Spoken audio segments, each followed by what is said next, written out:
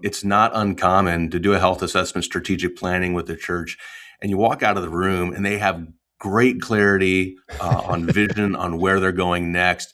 They have great clarity on strategy, like how they're actually going to pull this off and do it. And yet you walk out of the room and the lid to move towards that vision and actually obey Jesus and do what Jesus has commissioned and commanded them to do, the lid is the culture of the team.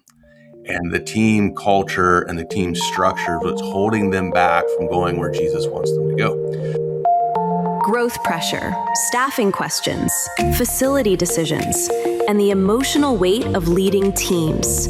That's the world executive pastors are navigating right now. Today on the unSeminary podcast, we're sitting down with an executive pastor from a prevailing church to unpack what leaders like you shared in the National Executive Pastor Survey, so you can lead forward with clarity. Hey friends, welcome to the unSeminary podcast. Really glad that you've decided to tune in. We're doing a special series here this month where we're looking at the results of a national survey that we did of executive pastors across the country. And we've pulled in some leading XPs from prevailing churches to help us think through these issues. Like we're sitting across the table. If you talked about this problem, they want to help you with that. And today, it's our honor, our privilege really to have Paul Alexander with us. He is the executive pastor at Sun Valley Church for over 10 years. He has 25 years of experience. He's a senior consultant with Unstuck, I think for 13 years.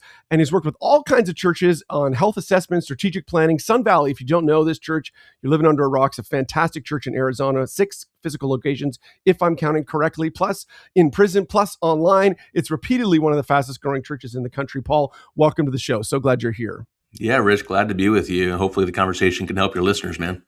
Oh, I really appreciate that. Why don't you fill in the picture about Sun Valley? I know we've had you on in the past. You should go back and listen, friends, but kind of give us the Sun Valley picture. Kind of tell us a little bit about that to set some context today. Yeah, man, been here now for almost 15 years. It's wild to think back. When I first joined the team, it was one location, 10 acres, one exit, one entrance. Wow. There's a lid to what you can do with that. And so we originally went multi-site because we had to go multi-site. The mission that Jesus gave the church to help more people meet him and grow up in their friendship with him. We had to lid to that with the space we were in. And so we had to go multi-site. It wasn't cool. It wasn't cute. It wasn't fun. It wasn't an experiment. It was like, if we're going to obey Jesus, we don't have an option. Yes. And so over the years, we've had the opportunity to add new locations and 6 physical locations, 1 in a prison. Our next prison campus opens up Q1. We grand open our Chandler location in March, and we break ground on Santan in May. So, yeah, man, fun times. Lots of people meeting. So multi-site's Jesus. Not dead on Sun Valley. Man, multi-site's not dead in America. I know. And it's true, right? It's one of those like, people are like, oh, I don't know, that's an old idea. I'm like, that's not what I'm seeing. I'm like, gosh, there's so many prevailing churches like Sun Valley that are just doubling down. That's fantastic.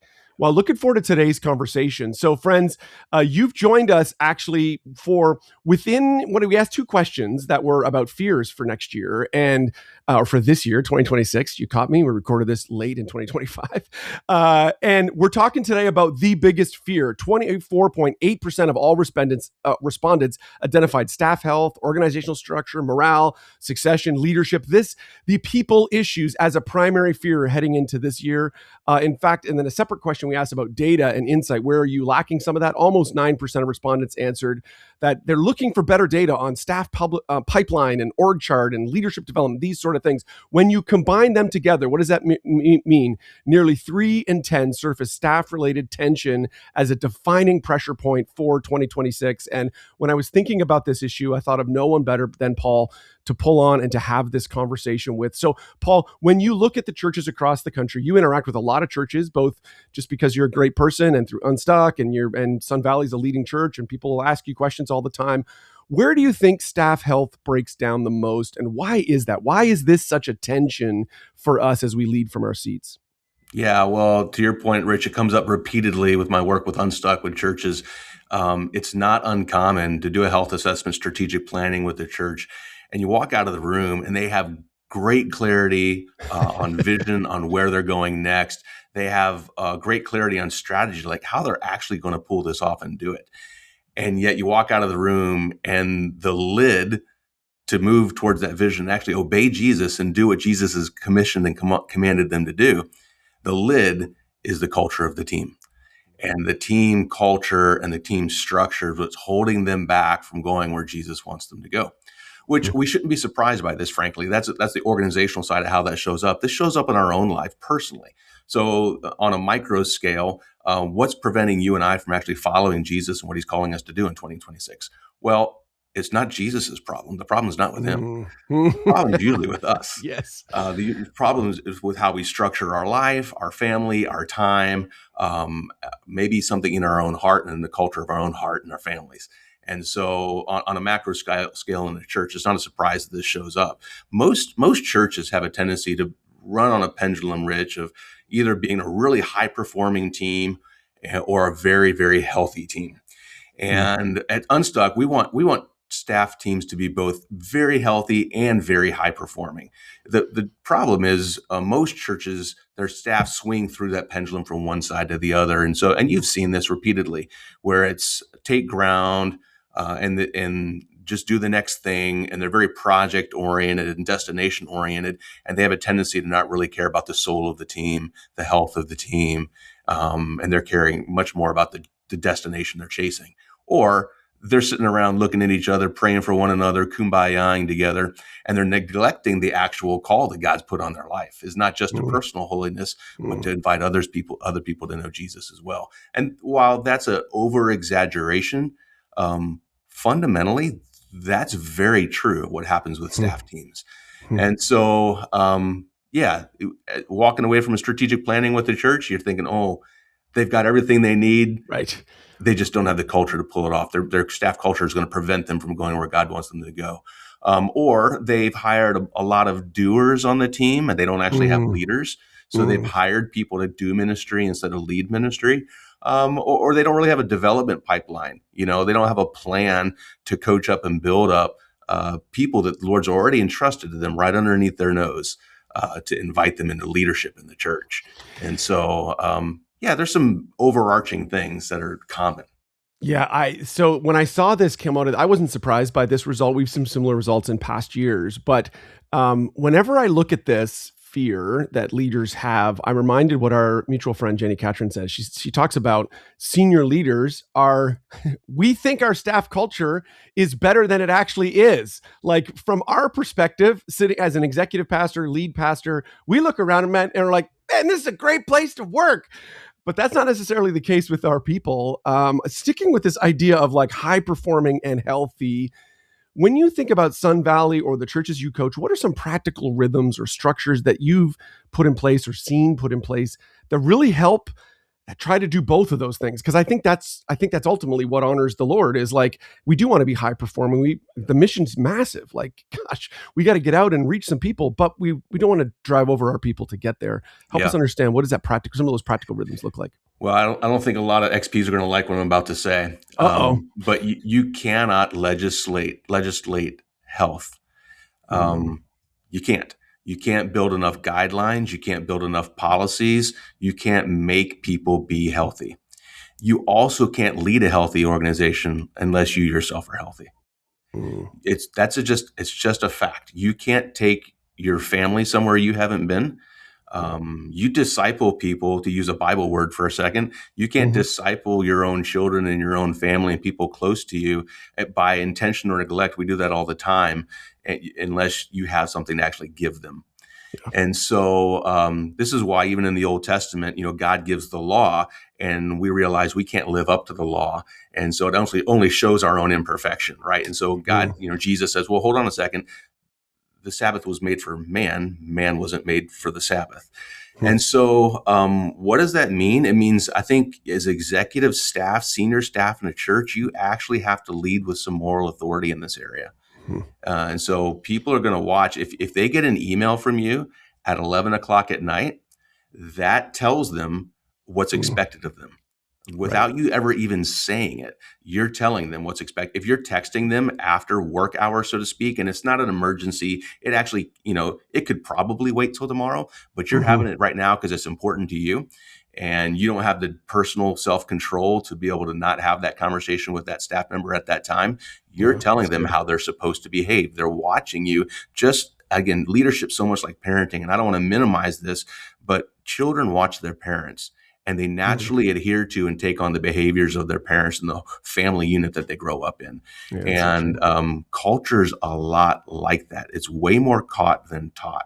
And so the leaders of the executive staff and senior staff, they've got to lead with moral authority, not moral perfection. We're not going to see that this side is seeing Jesus, right? Not moral superiority. We're not better than anybody, but just to be able to say, hey, man, if everybody at my church and on my staff, if they manage their time the way I manage my time, if they manage their finances the way I manage my finances, if they used alcohol the way I use alcohol, or if they use the internet or social media the way I do, if they traded would my church be more of what Jesus wants it to be or less? That's good.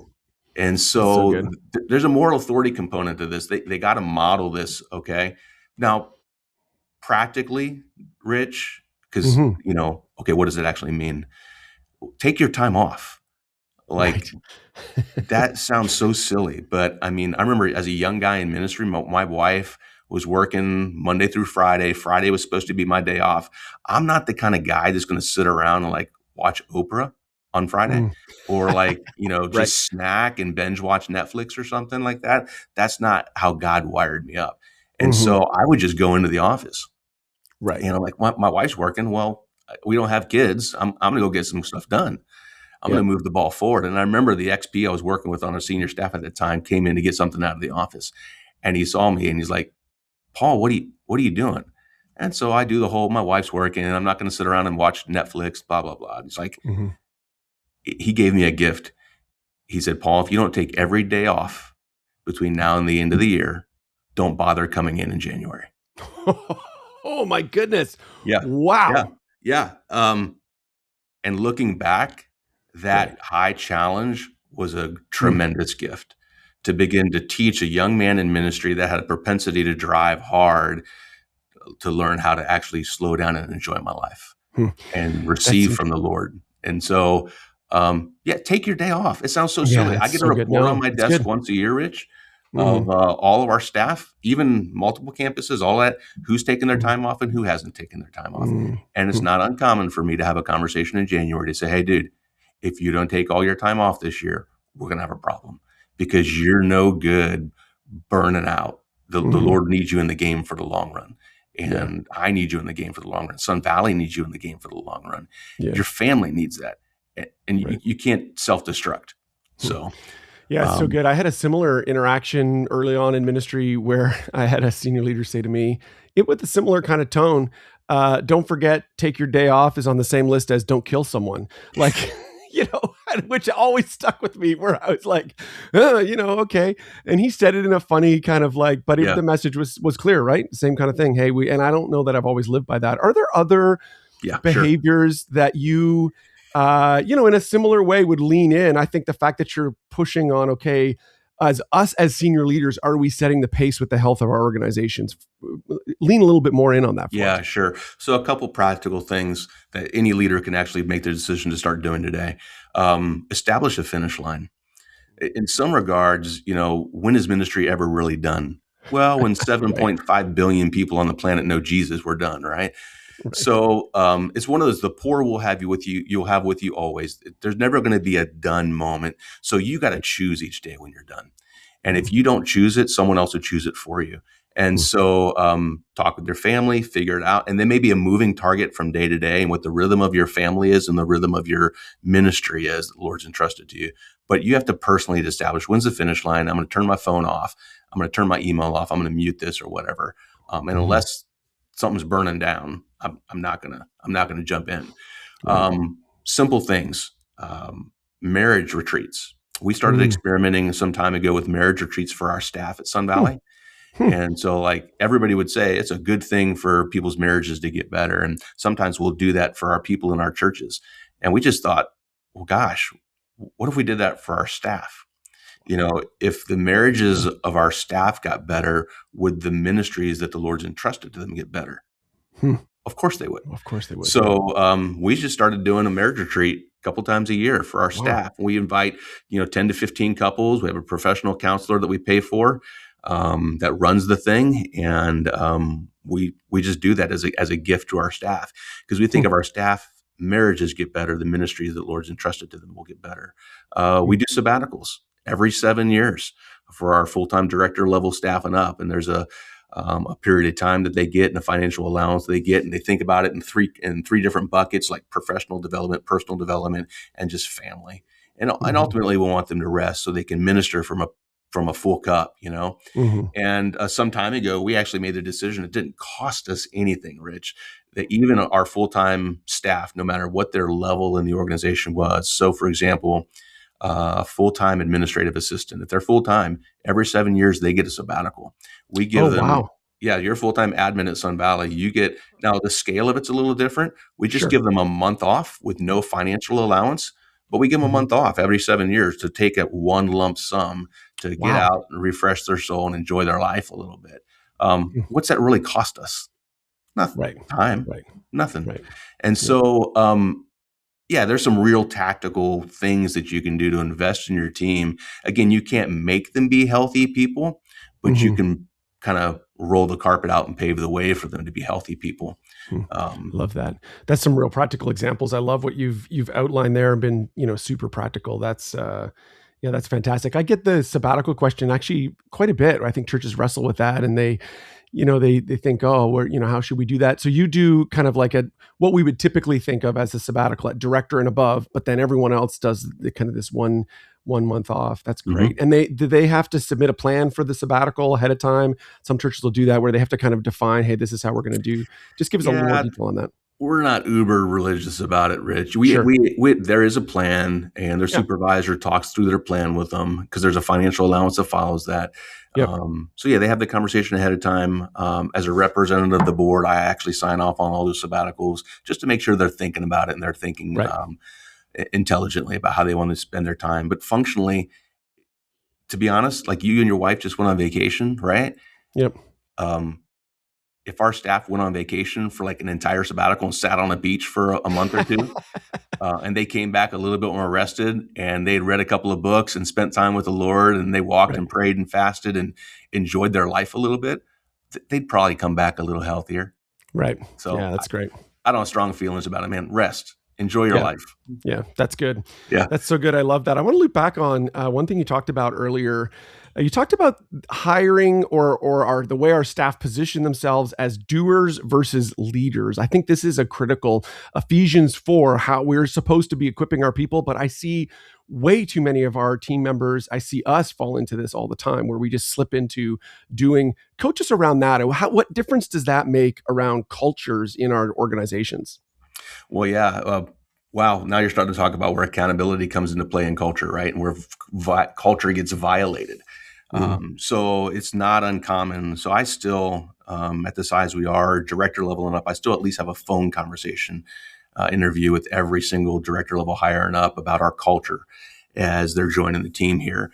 And if they do join the team, we go through new staff orientation, once a quarter. Chad, the lead pastor, myself, spend a half a day with all of our new staff and talk through our culture and our philosophy of ministry and our strategy and all that stuff. And frankly, it's just a time to hang out, have a meal together, and create some relational accessibility. Because most of these people I'm not going to work with day to day, but I want them to know that we care about them, love them, and they're part of the family now.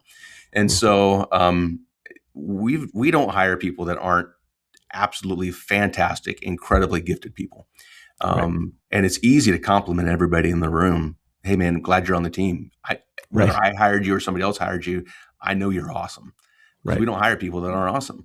And you were gifted. You're gifted. Someone saw something in you. We invited you to the team. But here's the deal. You're no longer going to be evaluated on how awesome you are. Now that you're on the team, congratulations. You're going to be evaluated on how awesome you can make everybody else. And so your job and how great you are and gifted you are and skilled you are, that's what got you in the room. What's going to keep you in the room is your ability to make everybody else just as incredible as you. And so we just say that from the very beginning. And, a lot of churches, their ministry staff kind of think, okay, I have to get all these volunteers in place to help them accomplish my ministry. At Sun Valley, we flipped that upside down. And the hero of the ministry at Sun Valley is the volunteer. We're helping the church actually be the church. The staff's role is to be a servant, to help people find their gifting, their place, their calling. And real leaders who are getting paid real money that attend your churches, they want to solve big problems. They don't want to just push a broom.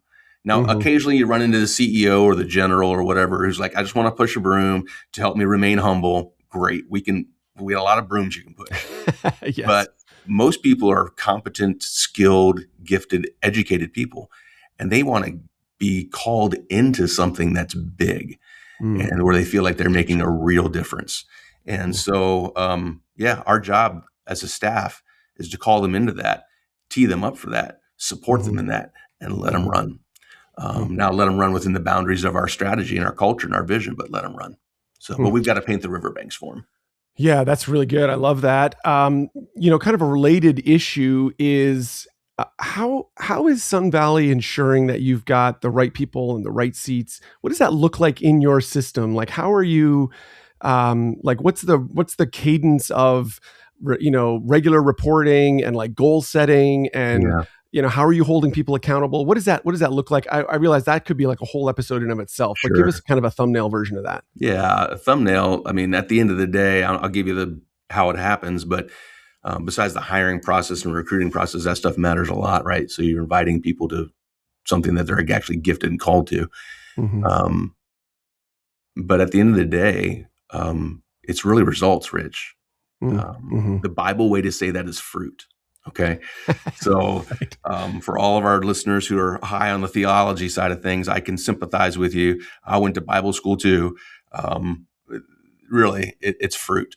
And when you are in a place, when your staff are in a place where they're playing to their strengths and their gifting, and they're in a place where they're not overreaching and trying to attain a different role, and they're not talking about career path, they're just content to be the person and play the part in the body the Lord's gifted and called them to play, they're going to have more fun and they're going to produce more fruit. Yep. It's just a fact. And so when you see all this striving and, this ambition to like, I want more, I want more, I want more. It's a very American Western idea, right? And the biblical way of doing that would be, hey, why don't you be faithful with what the Lord's entrusted with you today? And when he sees fit to entrust more to you, guess what? He probably will. He will. There's probably going to be some stray arrow out of the battle that was never even intended to hit that guy. That's going to find just the right place in the chink in the armor, and you're going to ascend to the throne at the right time when the Lord wants you to. So, relax. Do what the Lord's called you to do today. Be faithful in that, and he'll entrust more to you when he's ready. So that's a big deal. It may sound like a contrite, a little bit Bible answer to that, but when your staff are personally in a place where they're doing what God's called them to do, and they're very sober-minded about that, they're going to have more fun. That's really important. They're going to have more fun in ministry. It's going to be more fulfilling, and they're going to produce more fruit. Now, how's that work its way out with what you're talking about? We have an annual run of strategic planning that we do, both senior staff and then at the campus level, and we refresh that every single year. Out of that come real clear objectives where the Lord's calling us to go. And then goals, professional goals are set around that at the campus level. And then that kind of trickles down. That all gets into review systems. There's monthly one-on-ones where they're talking about the performance side of things. But it's really normal, Rich, where if you and I were working with one another and I was reporting to you, you'd say, hey, Paul, what's going on with you and Lisa? And you'd be asking about my daughters, and you'd be asking about my sons, and we'd be talking about life and marriage and family and what's the Lord doing in your life? What's he saying to you these days, And, where's he challenging you? Where's he encouraging you? So they're very natural, normal, that part of things. You'd probably pray for me actually in that meeting, that one-on-one. And then we talk about, okay, how are we doing with our goals? What are the measurables? What are the setbacks? Because there's always setbacks. And what are the things that went faster than you thought they would go? And you're finding real traction. And then your job as a supervisor would be, how do you get roadblocks out of the way for me to be successful? How do you fuel things that I need fueled so I can be successful and reach my goals? So that's good. Yeah. Does that make sense? It makes total sense. So in other contexts, I've said results matter because the work that you do matters so much. And we want to think about results. We want to think about fruit. What percentage of, in a round sense, of the team at Sun Valley has like a number or a metric or they can measure? It's not like qualitative, like, oh, things are better. It's like, no, we know I know whether this is working or not. What percentage of your people you think have a metric like that they think about on a regular basis? All of them. Love it. Tell us about that. I think this is going to be mind-blowing for leaders of churches who do not think about these things. And I know there's people out there who they haven't wrestled with this idea. Unpack that a little bit more. Yeah. So, okay. So if I say I want my marriage to get better this year, we'll go real personal for a second. I want to get my marriage. What? That's wonderful. Who doesn't want their marriage to get better? How are you going to do that? Right. That just doesn't magically happen. You don't drift towards relational intimacy with your spouse. Yes. What you do is you drift apart. That's what happens. Right. Absence doesn't make the heart grow fonder. It makes it wander. And so, you've got to figure out, okay, how many date nights am I going to do? How much am I going to budget towards this? Are we going to do an annual retreat as a husband and a spouse together? Maybe a marriage retreat? Are we going to go on vacation? What are the conversations we feel like we need to lean into? Do we need some coaching? Rich, if you're a professional counselor, do I need to go to you and get some input and some professional coaching? Because goodness gracious, you can see some things that I don't see because I'm in the fray of it day in and day out. Mm-hmm. So, we'll get real tactical and say, what book are you going to read? How many of those books are you going to read? What podcast are you going to listen to? The unSeminary pod? What are you going to do to grow in your marriage this year or as a leader? And so, if you can't measure it, then you can't actually do it. And then it gets down to opinions, and everybody's got one of those. So all right. Yeah. Imagine I'm an executive pastor. You meet at a conference, or you're somewhere, and you're at an airport lounge, and they're a church of 1,000 people, maybe 1,500 people. They've got 10 staff, and they're sensing that, man, there's some misalignment. But it's at the level of like, I think there might be a problem here. I'm not entirely sure. I feel like there's cracks starting to happen in the staff culture, but it's not like a giant fissure. It's just like things just don't feel right. What would be some of the first steps that you would suggest a leader take to try to get clarity on actually where things are at with their staff team? Yeah. In the next 90 days kind of thing. Yeah, that's a good question. Okay. So first of all, I'd say, and this may sound, play Captain Obvious for a second, don't ignore that inclination. That's good. So if the Holy Spirit is impressing upon you something doesn't smell right, then it probably doesn't smell right. Don't bury that. Don't avoid that. Avoiding something you have to solve is never going to make that situation better. That's so ever. True. And so don't avoid it. Go with that feeling. Lean into it a little bit and begin. Why? Why do I feel this way? What am I sensing that needs to be solved? Because my hunch is they're anticipating something. If they are a good intuitive leader, they're probably anticipating something before it's going to happen. And so structure is always a lid to growth in a church. Churches always need to restructure. This is really important. So once you get a structure, it's not like, oh, we're going to be with this structure for the next 15 years. And if it's a growing church, you're always going to need to restructure. And that's just normal. Get used to it. It's just part of what it is. Yes. And so I think you got to decipher, is it a structure issue or is it a culture issue? So that's what am I sensing that needs to be solved? If it's a culture issue, where is there a violation of your culture taking place, and how do you help it get better? Maybe you haven't defined what your culture is. Maybe you can't actually really articulate it. Maybe you haven't written it down, trained it. Maybe you have not filmed 5 to 10 minute videos for every new staff member who's onboarding to actually understand your cultural distinctives. Maybe you've not embedded that into your annual reviews, and actually, at review time, you're actually reviewing me on how I'm doing with our staff culture. So maybe that's something you need to just kind of look in the mirror and say, you know what, as a leader, I have the power to change that, and I'm going to get that better this next year. We're going to get really clear about what our staff culture is, and then we're going to embed that and train it. If it's a structural thing, is it truly a structural thing, or do you have one or two players that just aren't playing their part? You've got this wonderful body the Lord's put together. He talks about the church being the body of Christ, this wonderful body, but where we're limping because we got a bum ankle. And the reality is we either need to rest it, so we can get it healed up. We need maybe get some repair done to it, or we need to reconstruct that thing, and we need a new ankle. All of those are fine answers. And I think just being honest about the team that we have, and everybody playing in the right place. And then structurally, you start getting to span of care and, do we have the right number of staff? Those are real answers you can really get. When we do staffing and structure with churches at the Unstuck Group, there are real healthy benchmarks. There are real healthy financial numbers that are good benchmarks. If you're spending more than 50 cents on the dollar on your staffing, you should ask yourself why. If you have more than your staffing, you're at, beyond 1 to 75, and you're creeping into an area that's really unhealthy. I've seen churches that are staffed at like one full-time staff member for every 30 attenders at the church. Right. And you're just like, it's sad, frankly, because the Lord's called us to so much more. And so those are like the basic science side of things that need to be changed.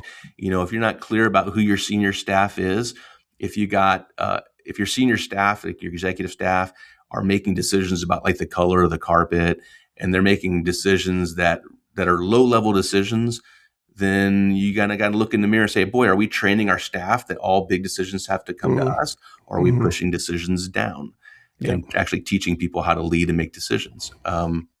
So myriad of things. Good.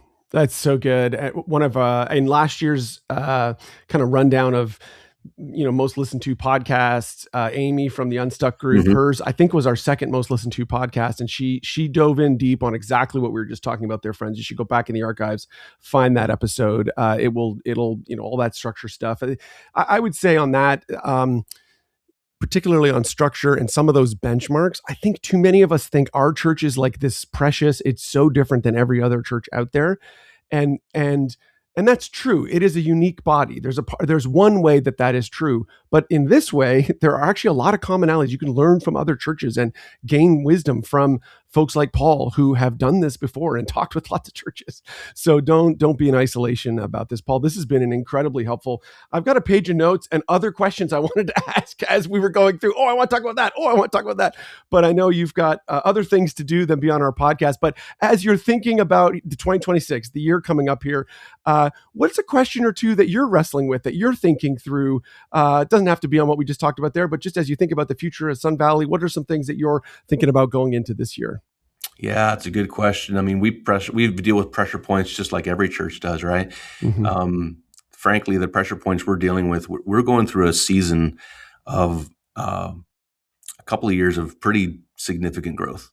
A lot of people meeting Jesus. This is the first time in back-to-back years we baptized more than 1,500 people, in back-to-back years. And so there's a huge responsibility that our growth, our front-end growth, is beginning to outpace our engagement. Things like people engaging in groups and building meaningful friendships centered around God's word, or engaging in volunteering and being the church, not just coming to church, right? And giving, learning to be generous and steward what the Lord's entrusted to them. Kind of these markers that we see of people who are actually beginning to look like Jesus. They're not just, attending church and trying to figure Jesus out a little bit. And so in a lot of ways, we need a bigger boat. We've got multiple campuses that are doing 2 services on Saturday and 3 services on Sunday. And we've got to get some bigger rooms. And, the other side of it is growth sometimes can grow faster than our ability to grow leaders. I mean, you think about your own personal leadership, Rich. I mean, how long is it taking you to become the leader you are today? Right.